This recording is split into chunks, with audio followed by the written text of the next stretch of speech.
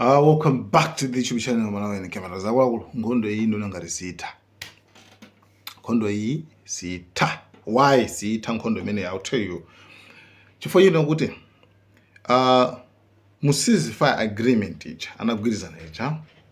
Okay, by the way, Iran so yabwezera ku Janet ku 5th Fleet kumene ni base ya America ku Bahrain komanso ku Kuwait, especially kumene kumanyamukira ndegero kukapanga attack dziko la Iran. So nkhondo iyi siyitha chifukwa yani. One, chifukwa chonena kuti mu agreement yoyambirira, point yoyambira mu MOU mucha, okay, memorandum of understanding mucha, muli condition yokuti nkhondo ithe kumayiko wose, like ku region wose, ku Middle East kose nkhondo ithe kuphatikizapo Lebanon. So ayizera kuti ife sitili mgulumo, okay, ife sitili mgulumo. Number 2, zopeza zoti akufuna akhalebe ku Lebanon, akhalebe mu Lebanon mo, komanso akuti usachokamo ma Israel sachoka mu Lebanon pokapoka Hezbollah ita says da basi. Tivane point imene condition imene ndio satheka, okay, condition imene ndio satheka. Hezbollah says da basi ndi kana kuzitheka ndi sigwira imeneyo. Pamene Hezbollah nakuti ife ngondo sitisiya palibe ceasefire ngati ma Israel ngati muno mu Lebanon muno sarukamo. You understand? Iran ndiye kuti kumene uku nkhondo itheko ikatha kumene koko zonse tili bwino. Pofuna kunamiza wanthu, pofuna kunamiza dziko achina Israel apita dzana mecha timapeka video dzana kadzulo mecha tinapeka video kuti ali katikati mosainirana kuti pakhale peace, okay, pakhale mtendere, akuti asainirana pakati pa Lebanon ndi Israel.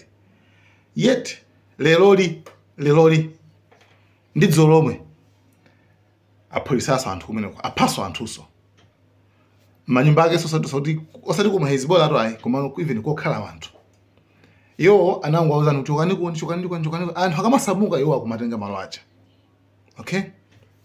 Ine nkhondo iyi chifukwa chimenecho choyamba, chifukwa chakuchicha ku Lebanon nkhondo iyi siyitha. Chifukwa cha number 2 nkhondo imene siyithera ndi chifukwa cha pa Strait of Hormuz. Pa Strait of Hormuz Iran yanena kuti ife panopa tikhabe ndi authority, tikhabe ndi control ya pa Strait of Hormuz.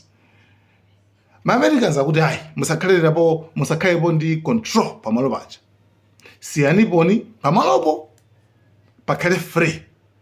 Iran kuti no, sizingatheka zimene zonse apa sipangakhale free ngati inuyo, right, simukwaniritsa malamulo athu. Komanso Iran kuti even kuphatikiza ndi malamulo kaya ma conditions amene apereka ifewo ngakhale kuti atakhala kuti akwaniritsidwa, koma apapabe pa Strait of Hormuz sipazakhalanso chimodzimodzi mpaka kalekale pazifunika beka service fee, aonekebe wina wanga kuti paonekebe kuti papangidwa control ndi anthu aku Iran, zimene America ikwana zoti no. So the other issue kuti mpaka na Iran ipange strike ma vessels aja, panali ma vessel, panali ma ship ena, ma oil tanker ochokera ku Singapore, okay, amadusa amene pajapo ndikumakathira mafuta mu chitanki chachikulu chimene chinayima kutali kwa Strait of Hormuz, koma chimene cha ku America. It's like amadusa arasamalipire fee panthu pacha amayisesa kumapanga bypass ma fees. Ndi Iran akuti no, mukapanga choncho ndi kuti muphwanya malamulo athu. So anazapanga strike, then kenako mnamufunsa Trump kuti aya anapanga strike blah blah blah. Kuchoka pamenepo kukafika so kuti ku iwaja akapanga strike, so tapangaso ziro mene cover. Then today again Iran pamene imanyamukaso, I mean imatumiza mabomba iyo simanyamuka yake imangokhala kwawo komweko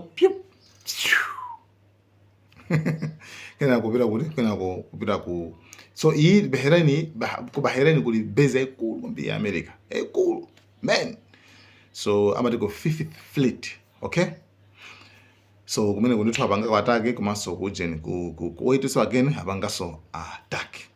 So I think kati zingwenda choncho, I don't know. I don't know vinopo. So guys, kandi mene ena mandi amasamajulusa kwambiri matalekisa kwambiri ndena I think pangono kwaka. Guys, thank you so much. Malawi and Cameras.